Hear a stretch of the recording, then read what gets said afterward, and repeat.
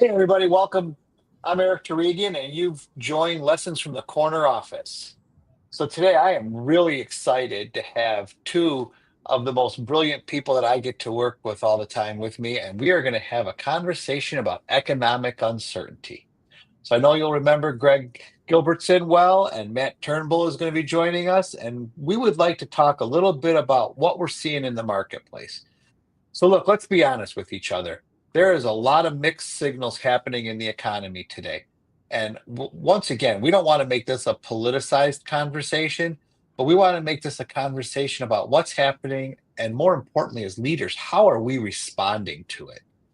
And I know you're all out there thinking right now, what am I supposed to be doing with my people? Is it time to hire? Is it time to develop them? Is it time to bring in some fractional support? Or do I need to top grade and lay some people off? So we're going to have a frank discussion. We're going to talk a little bit about some of this. But before we get going, Greg, welcome. Thank you for joining. Yes, thanks for having me. Always great to be back. Thanks, Eric. Matt will be on in 1 second. He just had a technical issue. So as soon as he jumps on, we'll let him introduce himself. But I wanted to start the conversation really thinking about what happens when there's economic uncertainty and what happens in downturn. And what I hear a lot from the operations partners who I support is, oh boy, this economy is ruining my business. Oh boy, this economy is putting a lot of pressure on my business. And Greg and I had this conversation, and I think it's pretty relevant to say, is it really the economy that ruined your business? Or did the economy expose some flaws that you had in your business? So Greg, what are your thoughts there?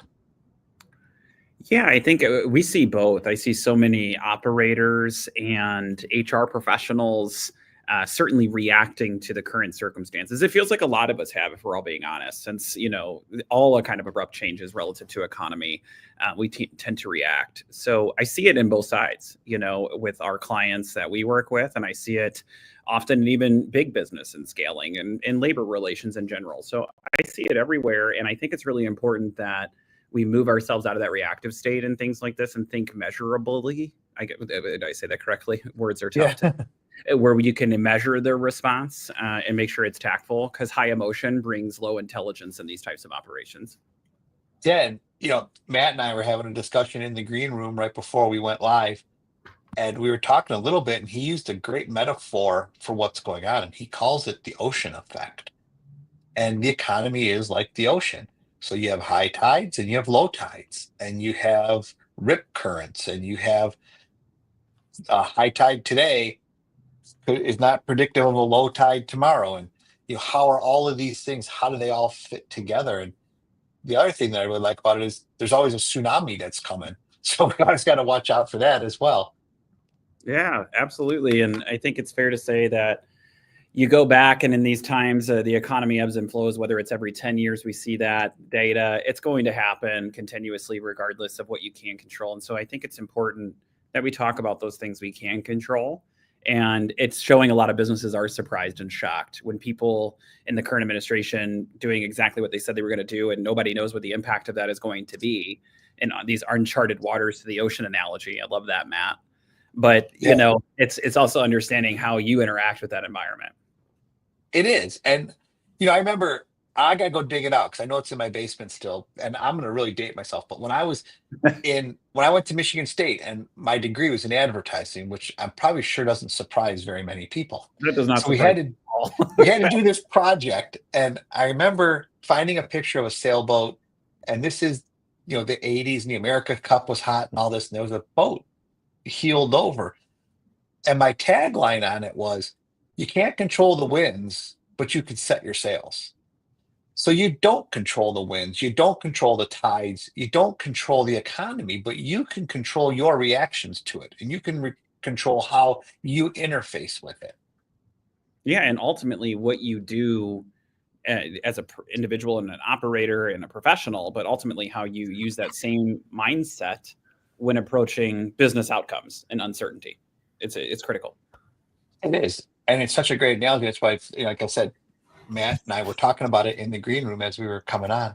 But there's really, I think, what I see here, and this is why I want to frame this discussion up, and then we're going to turn it into our standard roundtable. is there's really four levers that we think people could be pulling right now.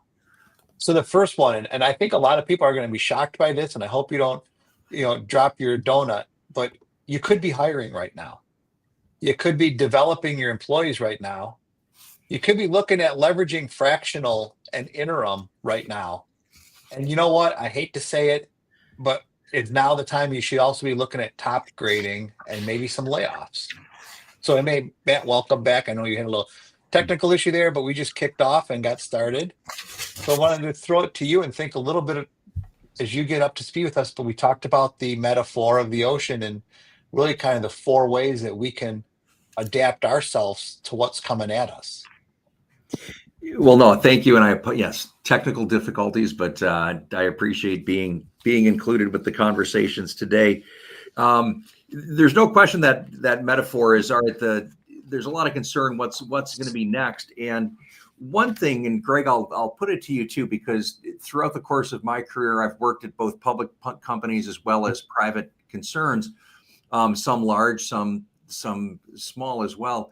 And I'm often fascinated that some of this decision making can be driven by the fact that they have to publicly make comments or to have quarterly earnings and have some sort of reflection to, you have a quarter that you must make and you have to show some impact along the way. Whereas I'll give an example in a minute, I think, but I've worked at organizations where, as a private entity, a not-for-profit organization, they could set out with initiatives that they had runway. They could spend time to say, you know what, there might be some hiccups, or we might not be starting them at the ideal time in the economic cycle, but we know that we believe in it. So we're going to stick to it and stick to our plan versus, are we upsetting people because we're not getting the immediate return that people were hoping for? And Eric alluded to a couple of things there, where is this sometimes a way to scale your staffing or change your staffing down? But it's not really a question. I guess I'm just throwing it out there as a comment to say, have you seen it, or how have you seen it in the past where organizations respond differently based on really their status in the out in the market? I think to your first question around publicly stating and the PR aspect of labor relations to that point in publicly traded companies, I see now publicly traded companies taking a more measured response, not only to tariffs and the economic response, but they're taking it more measured where they're waiting and seeing, which can be measurable because they're seeing quick pivots. I think that day we all spoke in the morning, it was that night, things were reversed in some of our verticals that we all work at. So I think that's going to go with the company, and I think I'll leave that to PR professionals, but more importantly to the tactful side of what I see now is you have those responses where companies are bringing in, if they're scaling and growing and they're coming up against this roadblock, as many are, and they're in that section, you're seeing them bring on that fractional style leadership, specifically in HR, finance. Why? I think it's very clear that it's because these are traditionally seen as cost centers, but necessary cost centers to be able to shape labor relations as well as financial strategy for the company. Those two buckets are going to be critical if you're downsizing or upscaling, depending on what opportunity you're looking at. So I think that's always going to continue to grow in this mindset where companies are. And then integrating upskilling. Again, it's going to be whether you're growing or you need to be more lean and agile. I think we all, however you label the language, I think in these types of certainties, we think about, gosh forbid, right, that we think about layoffs, but it is a necessary business response. I think we owe it to our investors to be clear, not only about the financial performance that could be obvious in some publicly traded companies or even small business, where executives are responsible for obviously the fiduciary responsibility of the company. But I think it's ultimately about how you're weathering that with your talent. And if you are a company that has to do a reduction in workforce and that decision needs to be made, make it sooner than later, make it tactfully. And then how you handle that is going to define what your brand and solidifies for the future. We've learned that through COVID, layoffs from the federal government, et cetera, where we know that the decision is there. And all surveys from SHRM to Forbes to Gallup in the last 90 days all share the same sentiment. People are aware that layoffs are going to be a necessary response to fiduciary responsibility for a company. It's all about the how you handle it. and how you leave that person with dignity. And we all have had those experiences, HR professionals and business owners. But I think more importantly, it's how you handle it is what I'm seeing in the market. That's going to be a differentiator for companies. Yeah, well, Yeah, Greg, Greg, I think that's a great point. And I just want to add one thing here is unfortunately, layoffs and reductions have been a huge part of my career because of the nature of automotive and the cycle that I've worked through.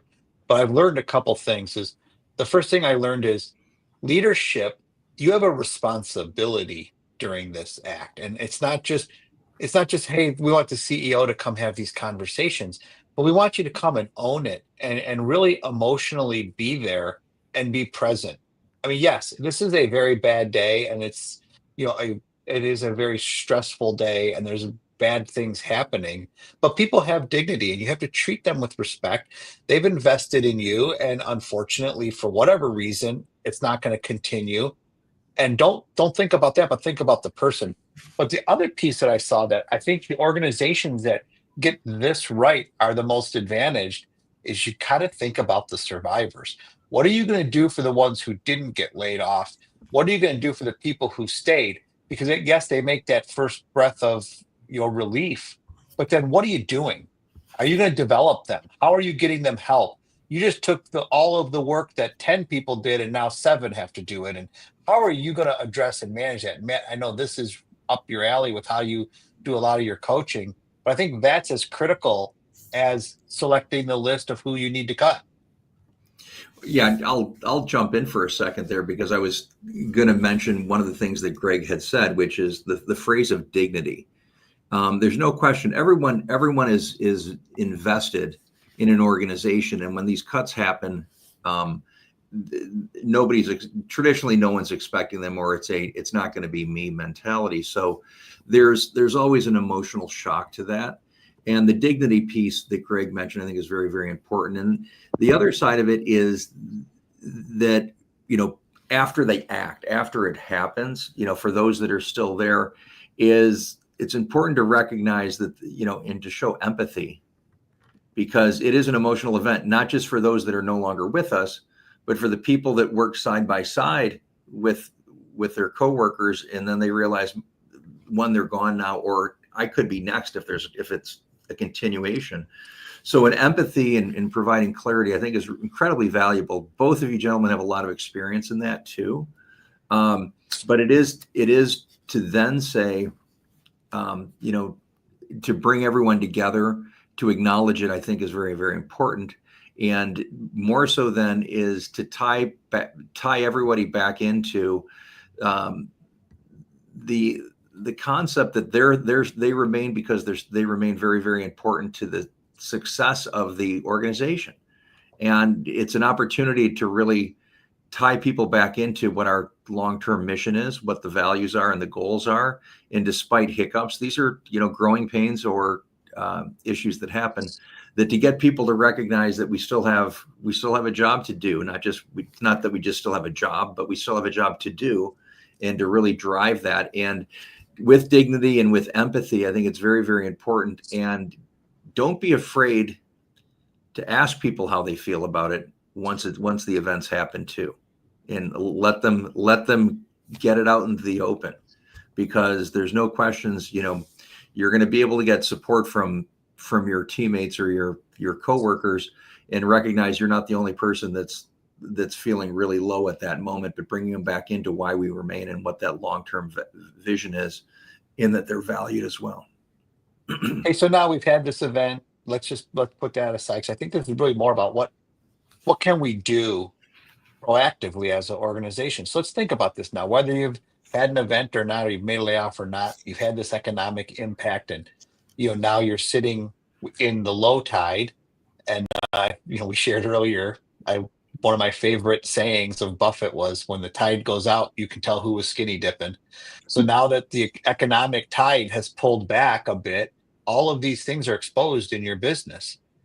You both know, and all of my clients I've been working with know, I'm a big proponent of using this time to bring in some fractional and interim leadership to go after targeted projects. So this is headcount that you don't have to add. This is people that you don't have to fringe up and pay extra benefits to. But isn't this a great time to kind of work on the foundation of the house? I would agree.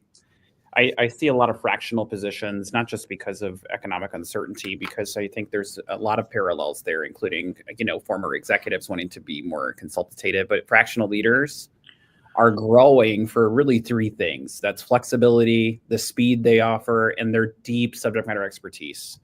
And so without the long-term commitment, to your point, right, Eric, or the full-time cost, it's not just salary, as we all know, it's the benefits and the labor.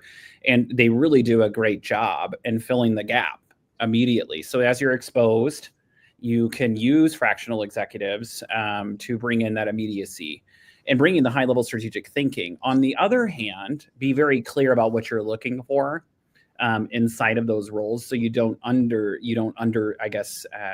underscore your talent fractionally. Where it does work best is HR, finance. I've seen this in operations as well. And then ultimately, if you're growing and you're coming up against a break point right now in your business where you need to break through, and because of economic uncertainty, these folks can be helpful in shaping strategy on a temporary basis. I've also seen them turn into long-term fits, which is great. And then integrating them is really key to that positioning, where you force growth and multiplication as far as being agile or, doing less with more. We always hear these things during economic uncertainty, but with AI integrated with fractional acumen while you're upskilling your current staff and how you respond to the layoffs will bring a really holistic strategy. Yeah, the integration is critical. And I've gotten this comment now a few times from my clients where they're like, I've had other members of the leadership team, other C-suite members when I was in as a fractional CHRO, and they told me one day, they're like, I didn't know you were fractional. I thought you Yep. were full part. But I think that is when you see this being done really well, is it is transparent to the organization. But the other piece that you can focus on, and I'm in the process of buying my son a bike, and I don't know if anyone has gone through this recently or not, but there's been huge consolidation in the bike market, and these bike manufacturers know exactly how to market bikes to children. But what I realized is I got this whole dissertation on specialty bikes, and you have the Trek Wahoo line, and then you have the Path line, and then you have the Retrospect Hybrid line, and you got the Highlands model line. But I was thinking about what they've done is they've segmented this market so well that they can go and be experts at one thing and do it really well. Where typically in a career, I'm going to look at a senior person and be, hey, I want you to be an expert in 10 parts of HR or IT. Mm. But now I can come in and say, hey, you want someone who's an expert at Workday JavaScript? We can find that person for you. Do you need someone who's going to be a compensation professional who can come work on a 90-day sales commission plan? Yeah. Do you want to hire that person full time? That's a harder decision to make. Mm.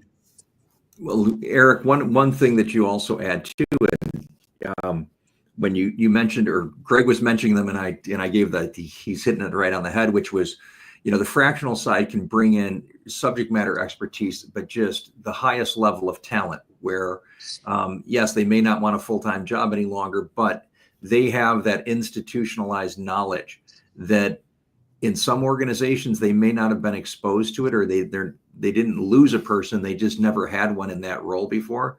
So there's an opportunity really to bring in not only that subject matter expert, but also an opportunity, if you, as you said, mentioned transparency, is to develop that they could be mentoring your full-time staff as well because of their knowledge, and become really sharing, to a deeper level, things that they've experienced, but also longer term start to be able to identify where there's opportunity for development of the existing staff too, so that they can get stronger and sharper as well. And when that engagement is over, hopefully they're leaving the group in a much better position, really just because you're winning from their experience as well. Absolutely. Yeah, absolutely. Well, very well said. But hey, look, this has been a great discussion. I know we didn't get into the development piece as much, so I wanted to give Matt a chance to talk a little bit about What would you, as a subject matter expert on coaching and development, and everyone knows he's one of the greatest executive coaches you're ever going to run across. What do you recommend right now to a COO, CEO, founder, mid-sized business? They're looking at this economy. What are your top 3, 4 points that you think they should look at right now? Well, there's some of the sentiments that you've echoed already on this call, but the most important thing is to always have open lines of communication. Transparency is so critical, and ensure that all of your team members, I say team, it could be all the way through your organization, that they never lose sight of why we're doing what we're doing. All right. Because at that point, again, when there are disruptions, when there are layoffs, when there are economic cycles that we have to battle through, people know that innately. We know that these things happen in our economy and in our jobs. But as long as you emphasize that we're here to do a job, we're here because we need everybody in order to work at the highest level. Keep those communication lines open. Continue to reinforce our values and what our mission is, so that despite the noise around them, that they still know that when they come to work, they can focus in on that. That's what they can navigate toward, despite the rough waters around them. So I think that's really one of the more powerful things to do. I mentioned empathy and asking for reflective feedback. All right. It's natural for people to be nervous then when they see a colleague lose their job. Don't sweep it underneath the rug. Explain that it was a function of a lost contract, or it was a function of a delay, or we're seeing it right now where the employment numbers are. It's government hiring is frozen, and is scaling back. Private sector is somewhat in limbo, but it hasn't necessarily taken a big change yet. So it might be just sector driven, and letting people know bigger picture or how we see things strategically long term, I think, is very valuable, versus tactically what we're doing today and tomorrow. So those would be big elements. But on our previous call, I think I threw this 3 C's out to everyone out there, which was communicate, communicate, communicate. That's the most valuable thing that you can do, so that people understand what's out there and why we're doing what we're doing. So always communicate. It's a terrific skill to have, or one that you can hone over time. That's awesome. Absolutely. Yeah, awesome. And Greg, what about your top 3? Where would you be advising your business owners and operators right now?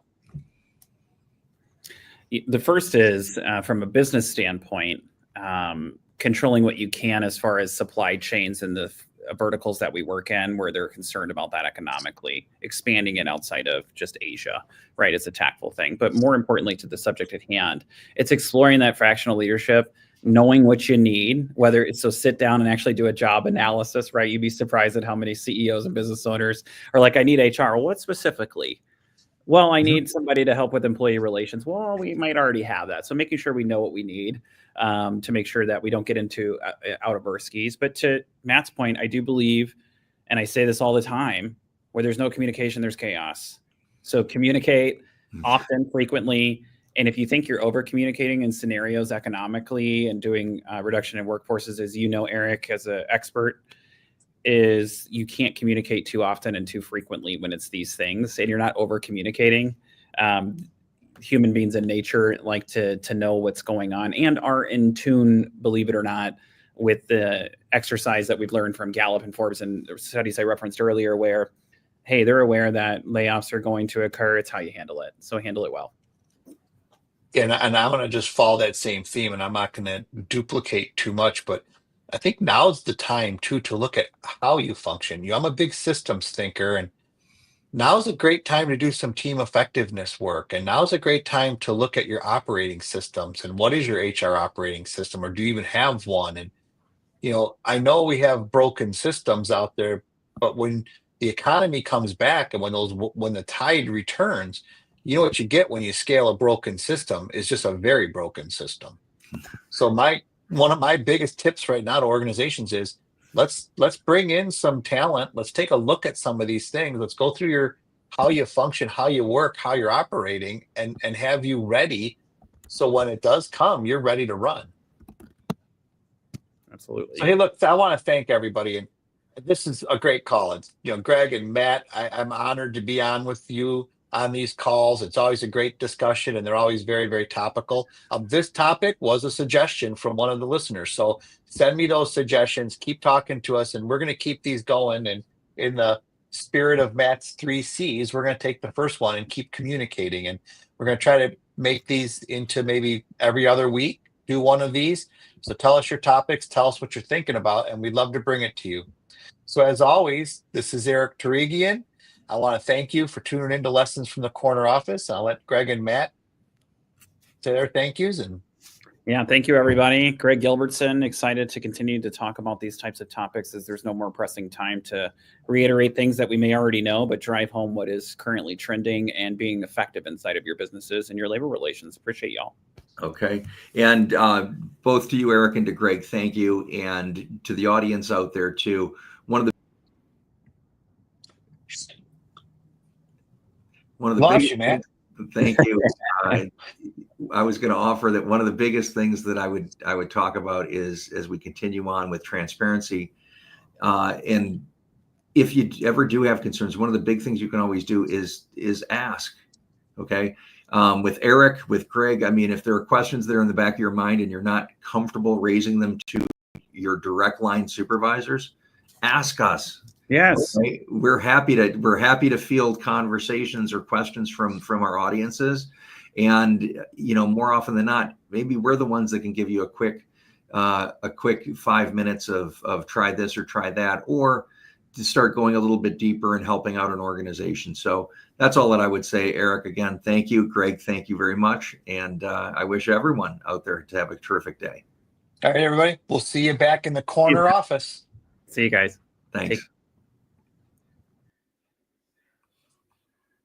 Okay, Matt, what do you think? Are we off live? I hit end Stop stream.